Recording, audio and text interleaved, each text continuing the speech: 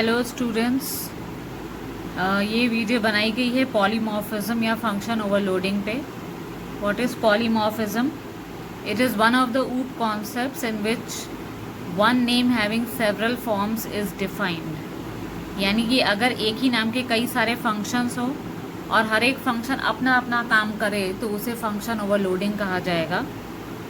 तो यहाँ आप अपने सामने एक स्क्रीन देख रहे हैं जिसमें 3 फंक्शंस लगातार वॉइड एरिया नाम के बने हैं। कुछ ना कुछ उनमें पैरामीटर्स हैं और नीचे वॉइड मेन है। ये फंक्शन ओवरलोडिंग है because all of the functions have got the same name. First void area function that we are seeing over here is having int L and int B, यानी कि ये length और breath receive करके उसकी area निकाल के print कर रहा है। दूसरा जो वॉइड एरिया फंक्शन है वो इंट एक्स रिसीव करके उसकी एरिया निकाल रहा है। एंड तीसरा area function float R as a parameter receive कर रहा है जिसमें हम उसकी एरिया सर्कल की निकाल रहे हैं और प्रिंट करा रहे हैं। Now if you see main में हमने कुछ वेरिएबल्स डिक्लेयर किए हुए थे और एक मेन्यू प्रिंट कराया। 3 फंक्शंस के हिसाब से 3 चॉइसेस है, area of rectangle, number 2 area of square and number 3 area of इसमें रेक्टेंगल आ गया, एरिया ऑफ सर्कल होगा। तो हमारी तीसरी चॉइस है एरिया ऑफ सर्कल। तो यहाँ हमने यूज़र से चॉइस ली। चॉइस हमने सी नाम के वेरिएबल में लिया, स्विच के अंदर इस सी को ले गए और केस 1 से चेक कराया। अगर हमारी चॉइस 1 हुई तो एंटर लेंथ एंड ब्रेथ करते हैं, हम यूज़र से लेंथ और ब्रेथ इनपुट कराएंगे, एरिया फंक्शन को कॉल करेंगे और एल और बी भेजेंगे। This is going to be received in the very first function which is receiving int L and B, और उसमें एरिया कैलकुलेट हो जाएगी, ब्रेक हो जाएगा। लेकिन अगर आपकी चॉइस 2 हुई, आपको एरिया ऑफ स्क्वायर चाहिए, तो आप यूज़र से क्या लेंगे, एंटर साइड, जो वो एक्स में इनपुट कराएगा। फिर आप एरिया को कॉल करते हुए एक्स जब भेजेंगे तो नेचुरली वो उसी फंक्शन में जाएगा यहाँ जहाँ एक इंट एक्स रिसीव हो रहा है, इंट, फ्लोट नहीं, क्योंकि मैंने जो नीचे वेरिएबल इनपुट कराया वो इंटीजर है। और अगर मेरी चॉइस 3 है तो हम यूज़र से रेडियस लेंगे जो कि फ्लोट आर होगा। उसको लेने के बाद हमने एरिया में आर को भेजा तो नेचुरली वो उसी फंक्शन में पहुँचेगा जहाँ की फ्लोट आर बैठा हुआ है और वो उसकी एरिया आराम से सर्कल की निकाल लेगा। इसके अलावा कोई और चॉइस होगी तो it will go to the default and print क्या हो जाएगा, इनवैलिड। ये जो प्रोग्राम आप देख रहे हैं this was with normal functions. लेकिन अगर हमें ये करना है कि हम इसी को क्लासेस एंड ऑब्जेक्ट्स में कन्वर्ट करें, क्लासेस एंड ऑब्जेक्ट्स में भी पॉलीमॉर्फिज्म होगा बिकॉज नेचुरली ये तो ऊप कॉन्सेप्ट है।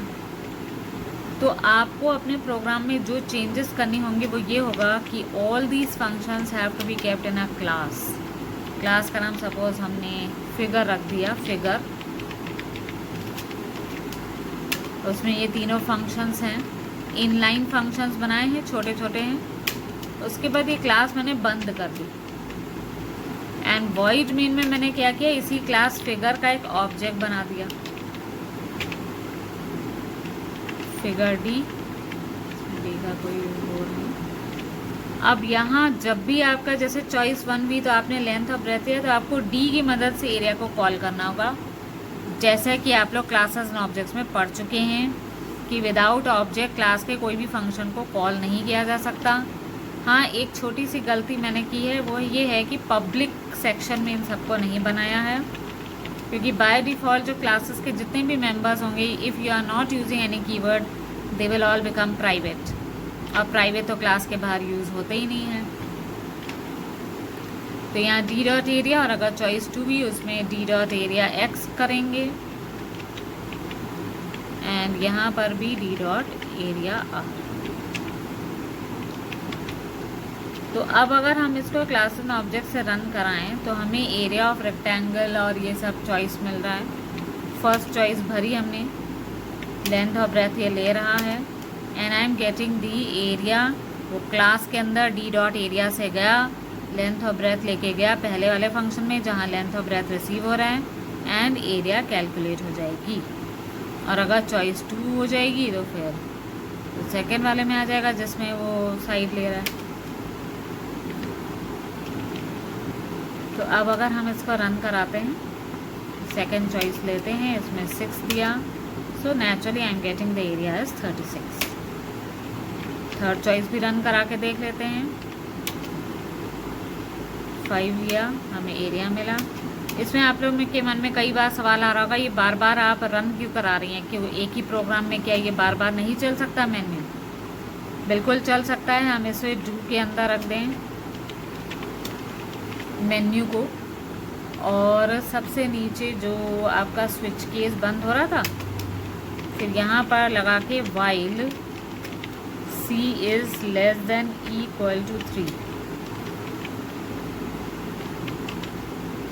डू वाइल में आप लोग को पता है ये एग्जिट कंट्रोल लूप है, तो पहले तो बिना चेक किए अंदर आएगा, एक बार एग्जीक्यूट होगा और फिर अगली बार वो चॉइस चेक करता रहेगा। अगर आपने 3 से ज़्यादा कोई चॉइस डाल दी तो वो नेचुरली एग्जिट हो जाएगा। We'll put here CLRS here so that you can see it properly।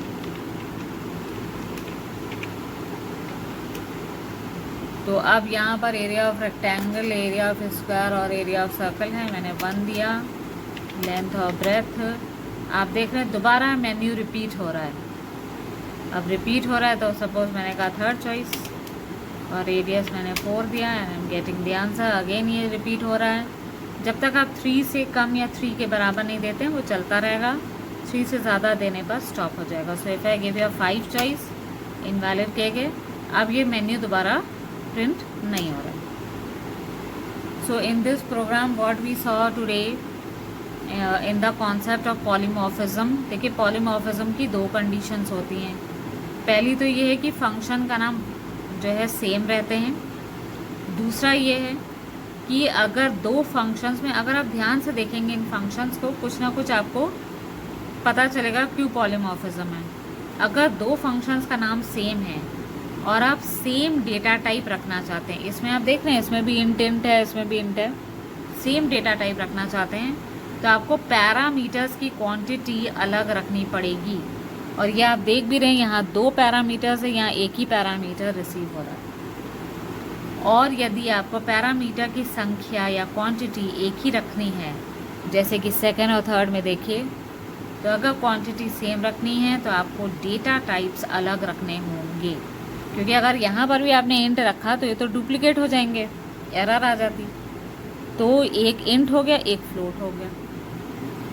ठीक है, होप ये कॉन्सेप्ट आप लोगों को क्लियर हो गया है व्हाट इज़ पॉलीमॉर्फिज्म, और इस पे बेस्ड क्वेश्चंस आप लोग प्रैक्टिस कर सकते हैं। And if you are new to our channel, please click the like button and subscribe to our channel to get the latest updates. Thank you.